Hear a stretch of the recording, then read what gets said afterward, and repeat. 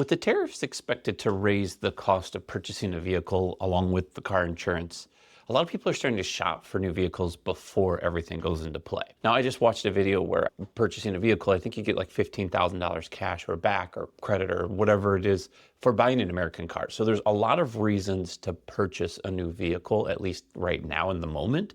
And then probably in the next couple of years, we'll have something similar. But that brings the question, is the model or trim of your vehicle costing you more money than a typical insurance policy? Let's dive in and go over what the average that you're going to expect when you're looking into 2025, going into 2026. It'll probably increase a little bit. We've seen about a 12% increase this year alone. Now we've seen 20-ish, 30-ish, 40-ish% increases over the last 3 years. So the price has been creeping up or jumping up since a lot of the problems we've had, not including any tariff increases. So the trim of your vehicle is going to make a major difference. But the average cost for car insurance, when you're looking at full coverage, which is comprehensive collision, having decent coverage, you're going to look right around $200 per month. $2,300 to $2,400 per year is pretty typical. That's not to say that you can't get it less. I and a lot of other people that we insure pay half of that for 2 vehicles. So there's options that you have depending on the company, as long as you find the right fit. If you're looking for more of a basic policy where you don't want the comprehensive and collision, the average right now is about $800 to $1,000 per year. So for less than $100 per month, you could have something that's inexpensive. That just essentially says that you're not going to carry the coverage or likely even have a newer vehicle, but it still matters on the trim that you purchase. To be honest with you, I'd rather just cut straight to the chase. There's 5 vehicles that are the most expensive to insure and 5 vehicles that are the least expensive to insure. And there's a whole bunch in between, but the major ones that you're looking at, if you're trying to get the cheapest car insurance for one of the newest vehicles, you're going to have the Subaru Outback, which technically, depending on where they're built, some of them are manufactured in the US, so you could still get that credit. You're going to be paying about $2,200, which is lower than the national average for a year to have that fully insured.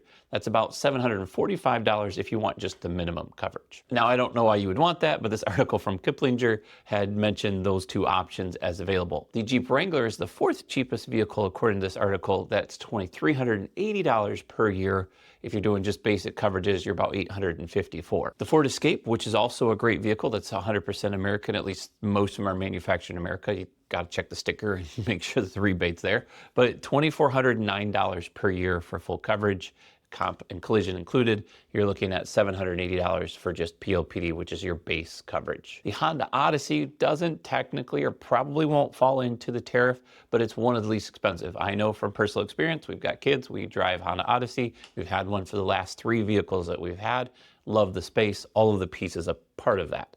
And it's great things, tons of good things. $2,425 per year, although I'll fight that and say you add a couple hundred and that's what we pay for 2 vehicles. So when you know the fit that you are for the right company and carrier, that's where we start to look at what are the other options. First off, let's talk about the 5th least expensive is the Nissan Rogue, $2,557, $821 if you just go PLPD. Now, going back to what we were talking about, that profile, where you live, the credit, your insurance score, all of those things make a factor. The trim that you're doing of the vehicle. Now, the reason that trim matters is because there's different levels of quality, I guess you could call it. They're all going to likely have the same crash test rating. That's why you see Subaru a lot less expensive than others, because they have in the past and in current have had really good security and had some of the best crash test rating. On top of most or all of them are all-wheel drive. That means if you're in a state like Michigan, you're not going to slide in the winter as much, you're going to have more traction, you have a lot more control over the vehicles. Not only does it show that the driver's a better driver with that car, they have less accidents, and when they do have accidents, they have less injuries and deaths.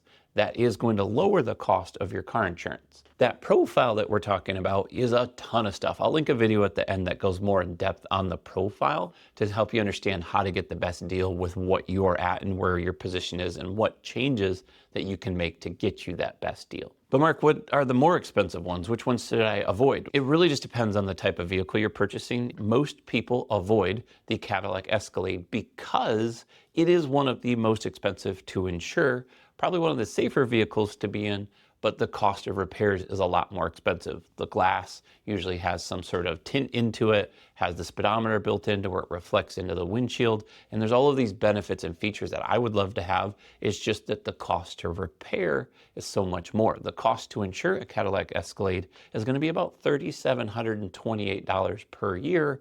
If somehow you did PLPD and just basic coverages, you're about $856 per year. The Dodge Challenger is the next one, which is not so much expensive because of the cost of repairs. There are some costs, and if you get a Hellcat, there's even more expense. But the part of the Challenger, it's more of a performance vehicle. Now, it's not a speed demon like the Hellcat, like we just said, but it is a fast vehicle. Some of them have turbos. They're meant to just be fun vehicles. That vehicle is going to be about $3,658 to have full coverage, comprehensive, and collision to insure that vehicle. On the cheap end, $870 if you don't have a loan and you're able to do that. If you've got some extra cash on hand, you can self-insure. The next one is the Model 3 Tesla. That one's $3,515. This is before all of the vandalism has happened on the Teslas, so those are going to go up. That $3,500 is not including most of those changes. Similar to what we'll talk about here in just a moment, there's another car that you have to avoid that's not on this list, mainly because it's almost uninsurable at some level. That Model 3 Tesla is very expensive. There are a lot of damage parts. When it gets in an accident, there are a lot of repairs, and the repairs are expensive. Working on any EV vehicle that has battery-focused technology, you're going to have special mechanics, you're going to have special parts. If that battery has to be replaced, you're talking an extra $8,000 to $10,000. There's all of those costs of repairs. As safe as the vehicle is, as great it is to help you drive, it's more expensive to insure that. Now, I'll actually link a video if you're looking at Tesla. I did a whole series on the cost of Teslas. Add 10 to 15% because you're probably going to see an increase to those prices because of the vandalism with the way the government is and everyone's vandalizing Teslas to get back at Elon.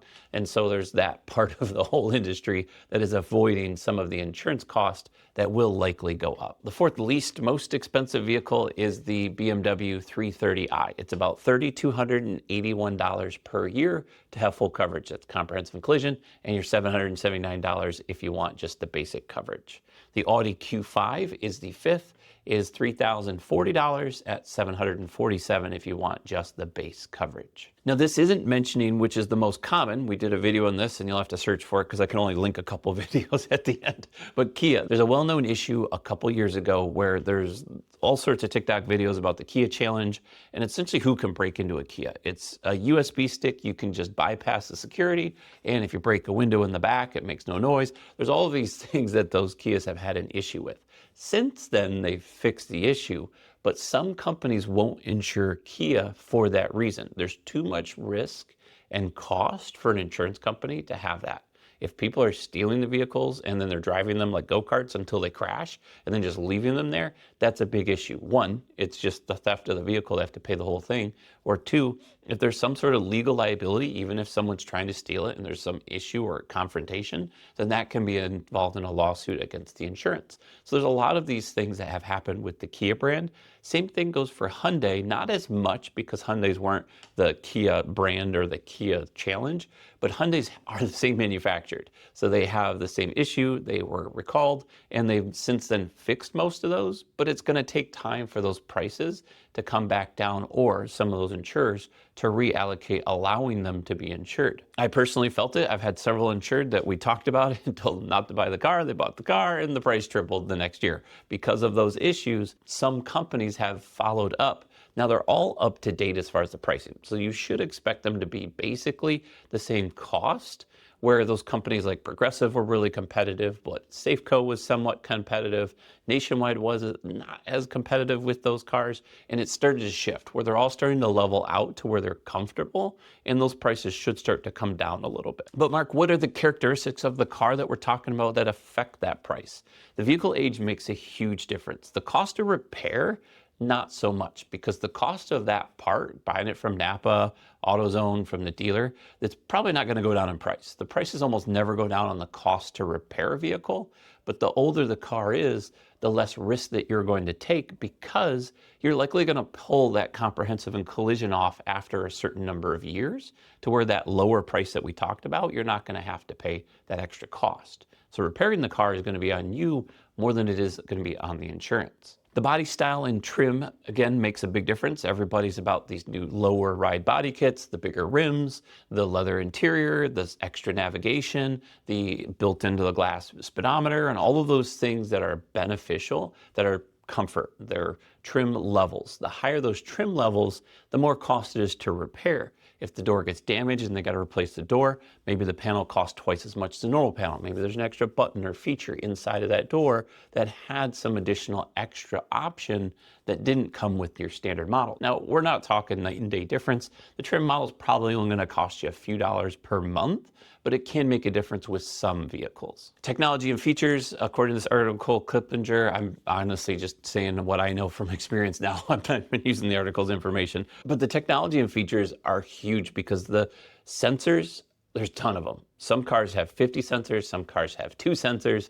They have automatic roll-up windows where you have to hold the button. Some you just push a button and it does it for you. There's the features that set your seats and adjust all those things. When you're going to replace your vehicle, that kind of falls into the trim because that's part of those trim packages. Having additional sensors for the engine, all of those things matter a lot, because the cost to repair those is very expensive. Again, that's why Tesla is one of the more expensive ones, because there are a lot more sensors, functionality, and pieces to those on top of the parts being expensive in general just to repair. And the last piece you got to think of is the safety rating. Each car is rated. Now they change over time, because I've seen a lot of Equinoxes go up in rating, which means they were less safe than they thought or more costly for repairs than they thought. So that symbol as they make on that vehicle is going to change. Each company has a symbol, and they're usually downloaded from like a main manufacturing company where it's, here's the symbol, here's the crash test rating, it's rated a 5-star, it's rated a 4-star, 3.8, whatever that rating is given for that vehicle is pronounced on that vehicle. And those companies usually base it off of that rating.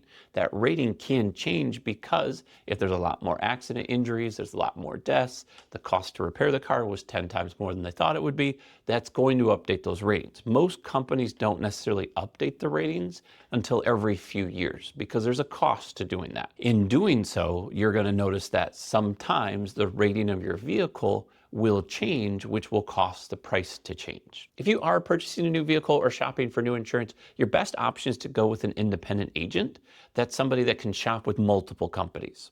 Progressive's really good on Hyundai and really good on Kia, but that might change. That might not mean that Nationwide may be better 3, 4, 5 months from now to where they all of a sudden say, we want to be competitive now. Allstate might be really competitive. Liberty Mutual or Safeco may be really competitive depending on the model. If you are shopping for insurance, I'll put a link in the description below where you can do a quote. Most of those are independent agents, so you can work on having them shop the rate for you to give you the best price. As mentioned earlier in the video, if you are looking for some of those characteristics that are going to give you the best pricing on what a company is rating against you in general, not just the car, this video here is going to be very helpful. If you want to know more about Teslas and you're thinking that might be the option, here's the average cost of the insurance for Tesla. I'm Mark with Think Insurance. I'll see you in the next one.